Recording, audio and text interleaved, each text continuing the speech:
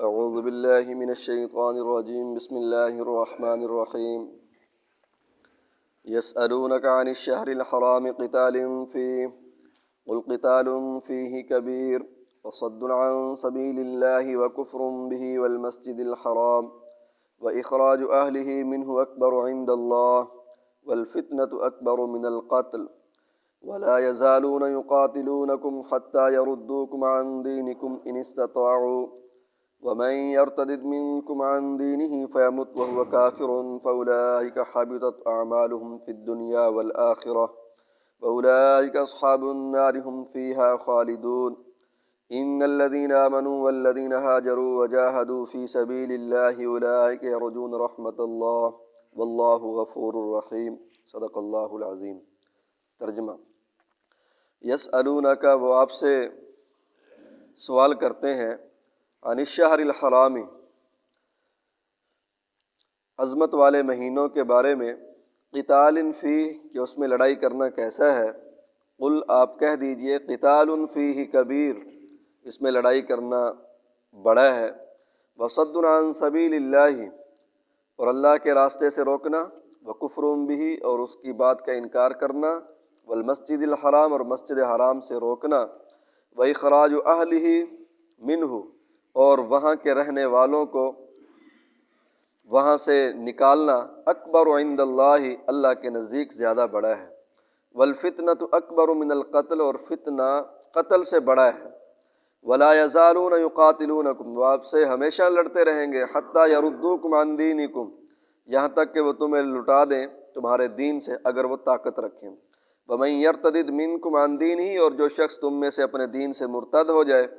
فیمت، اور وہ مرے، وہو کافر، کافر ہونے کی حالت میں، فاولئک حبطت اعمالہم فی الدنیا والآخرہ، تو اس کے اعمال دنیا اور آخرت میں ختم ہو گئے، واولئک اصحاب النار، اور یہ جہنم والے ہیں، ہم فیہا خالدون، اور اس میں ہمیشہ ہمیشہ رہیں گے۔ ان الذین آمنوا والذین ہاجروا، بے شک وہ لوگ جو ایمان لائے اور ہجرت کی اور جہاد کی اللہ کے راستے میں، اولئک یرجون رحمت اللہ، یہ اللہ کی رحمت کے امیدوار ہیں، واللہ غفور الرحیم، اللہ تعالیٰ بخشنے والے مہربان ہیں۔ تو بھئی اس آیت کا شان نزول ہے، حضور نبی کریم صلی اللہ علیہ وسلم نے تقریباً 400 صحابہ، حضرت عبداللہ بن جہش جو حضور کے پھپھی زاد بھائی ہیں، ان کی قیادت کے اندر بھیجے۔ ایک علاقہ تھا مقام نخلہ، وہاں کے جو لوگ تھے وہ مسلمانوں کے اوپر ظلم اور تشدد کرتے تھے، کہا کہ بھی جاؤ، جا کر ان کو سمجھاؤ، اور ان سے اگر وہ نہیں سمجھتے، نہیں رکتے، تو پھر تھوڑا بہت اگر لڑائی کرنی پڑے تو لڑائی بھی کرنا۔ اور دوسری بات یہ ہے کہ یہ جو اشہر حرم ہے نا، 4 عظمت والے مہینے، ان میں قتال، لڑائی جھگڑا جو ہے وہ حضرت ابراہیم علیہ السلام کے زمانے سے لے کر حضور نبی کریم صلی اللہ علیہ وسلم کے زمانے، یعنی اسلام کے ابتدائی مدت کے اندر اس میں قتال حرام تھا، جہاد وغیرہ لڑائی نہیں کر سکتے تھے۔ وہ 4 مہینے ہیں،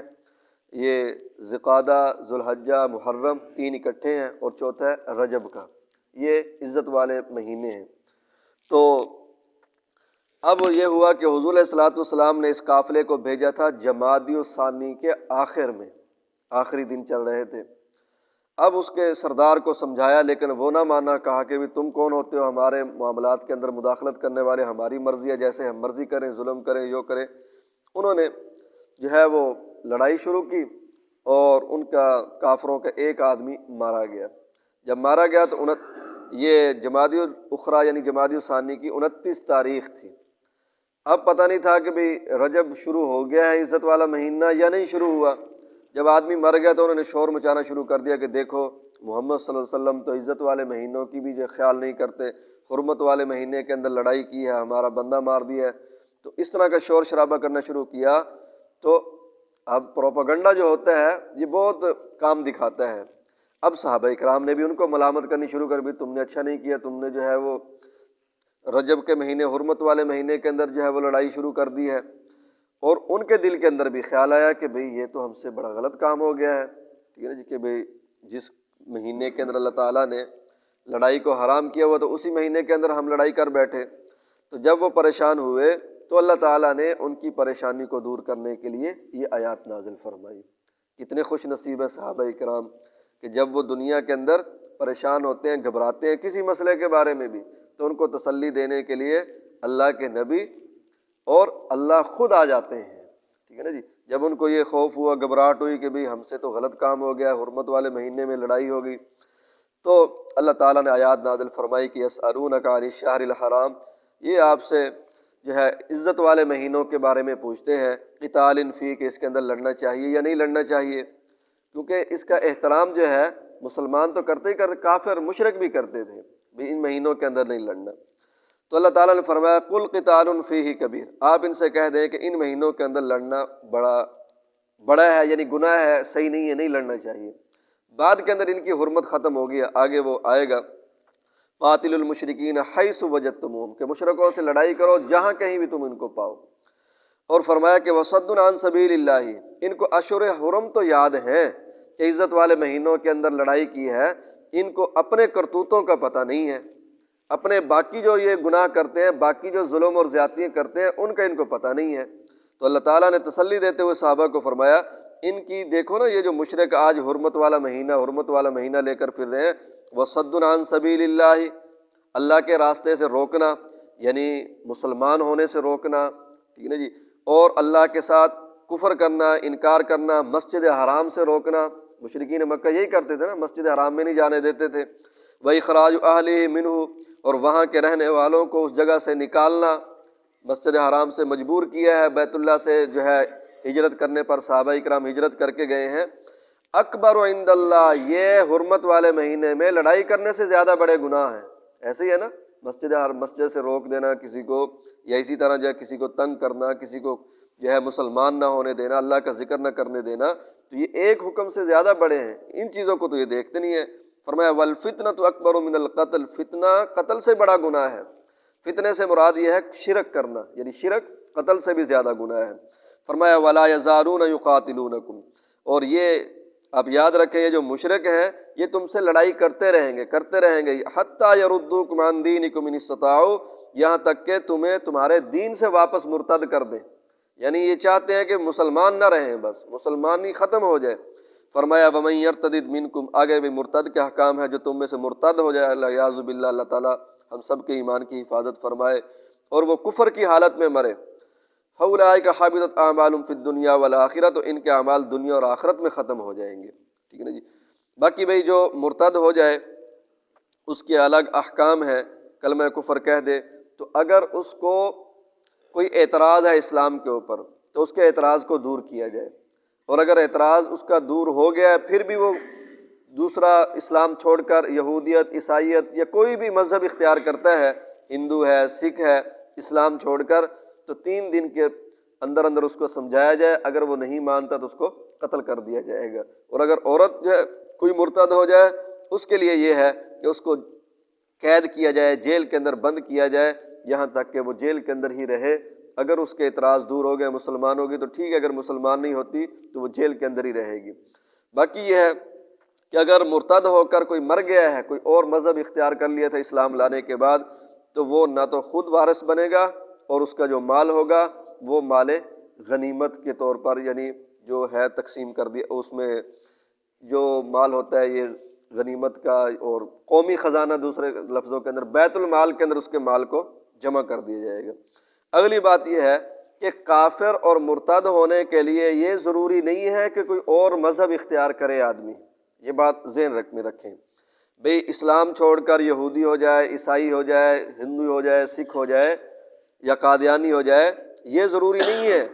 بلکہ اگر کسی آدمی نے اسلام کے کسی حکم کی توہین اور تنقیص کی، وہ آدمی بھی دائرہ اسلام سے خارج ہو جاتا ہے۔ مثال کے طور پر آپ کسی کو نماز کا کہتے ہیں، یہ کوئی کہے کہ بھی آؤ نماز پڑھ لو، تو وہ کہے کہ نماز کیا چیز ہوتی ہے، نماز کا کیا فائدہ، نماز کیا کرنا ہے، ٹھیک ہے نا جی۔ اگر اس کی توہین کرتا ہے تو یہ آدمی بھی مرتد ہو گیا، دائرہ اسلام سے نکل گیا ہے۔ اسی طرح روزے کے بارے میں، ٹھیک ہے نا جی، کسی کو ہے کہ روزہ، ایک آدمی کہتا ہے کہ بھی نہیں رکھا نہیں جا رہا، یا بس کمزوری ہے، انشاءاللہ کوشش کریں گے رکھیں گے، وہ ایک الگ چیز ہے، ٹھیک ہے نا جی، عملی کوتاہی۔ لیکن ایک آدمی کہ روزے کی ہندے ہیں، روزے تو وہ رکھے جنہوں نے کردانے نہیں ہیں، اگر اس طرح کی کوئی بات کرے گا، ٹھیک ہے نا جی، تو وہ دائرہ اسلام سے خارج ہو جائے گا۔ کفریہ کلمات جو ہیں ٹھیک ہے نا جی، اس سے بھی آدمی مرتد ہو جاتا ہے۔ بعض ہم نے بھی یہاں سنا تھا کچھ، اب تو الحمدللہ کافی سمجھ گئے ہیں، کئی لوگ کہہ دیتے تھے کہ یہ جو نماز پڑھتے ہیں سجدے کرتے ہیں یہ اپنی پشت خدا کو دکھاتے ہیں، اس طرح کے توہین امیز کلمات بھی جو ہیں وہ والعیاذ باللہ سننے میں آتے ہیں۔ تو ایسے کلمات اگر کوئی آدمی بولے گا تو یاد رکھنا وہ دائرہ اسلام سے نکل جائے گا اور اس کی بیوی اس کے اوپر حرام ہو جائے گی، اور اس کے بعد جب وہ بیوی کے قریب جائے گا تو وہ زنا ہی کے اندر جو ہے وہ شمار ہوتا رہے گا، ٹھیک ہے نا جی۔ تو اس لیے حضرت امام شامی یہ فتاوی شامیہ لکھی ہوئی، انہوں نے آج سے تقریباً 250-300 سال پہلے کی بات ہے، وہ فرماتے ہیں کہ آدمیوں کو نکاح جو ہے مہینے 2 مہینے کے بعد نکاح کی تجدید کرتے رہنا چاہیے، یعنی نکاح خود ہی جو ہے میاں بیوی کہہ لیں کہ میں نے قبول کیا، تو اس طرح کے کلمات کفریہ سے بھی بچنا چاہیے بھی، ٹھیک ہے نا جی۔ تو اسلام سے آدمی نکل جاتا ہے، اور یاد رکھیں جب ایک مرتبہ دائرہ اسلام سے نکل گئے تو ساری زندگی کی نیکیاں ختم ہو جائیں گی،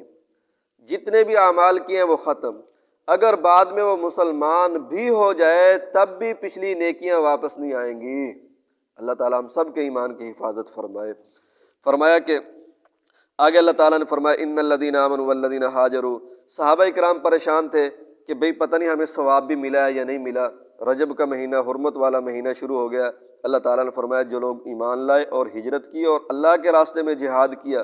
اولئک یرجون رحمت اللہ، یہ لوگ اللہ کی رحمت کے امیدوار ہیں، اللہ کی رحمت ان کو حاصل ہوگی، اللہ تعالیٰ ان کو اجر دیں گے۔ فرمایا واللہ غفور الرحیم، اللہ تعالیٰ مہربان ہے، بخشنے والے ہیں۔ اللہ تعالیٰ سے دعا ہے کہ اللہ تعالیٰ ہمیں اعمال صالحہ کی توفیق نصیب فرمائے۔